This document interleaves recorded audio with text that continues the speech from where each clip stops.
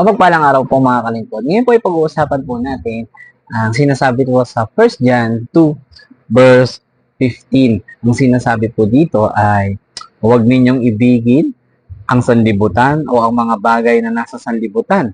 Ang umiibig sa sanlibutan ay hindi umiibig sa Ama.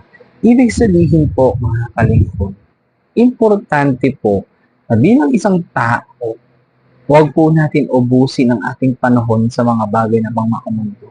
At palagi natin tuklasin at alamin, aralin yung mga bagay na panglangit. Dahil yung pangmakalangit na mga bagay, yun po yung magagamit natin sa susunod na buhay.